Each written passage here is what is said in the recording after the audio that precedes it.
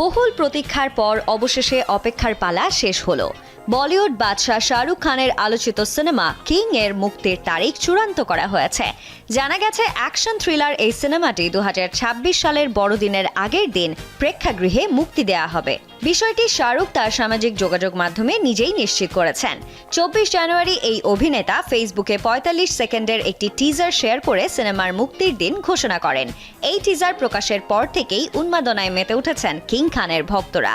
350 কোটি রুপি বাজেটে নির্মিত এই সিনেমাটি নিয়ে প্রথম যখন ঘোষণা দেওয়া হয়, তখন থেকেই ব্যাপক উচ্ছ্বাস ছড়িয়ে পড়ে ভক্ত দর্শকের মাঝে।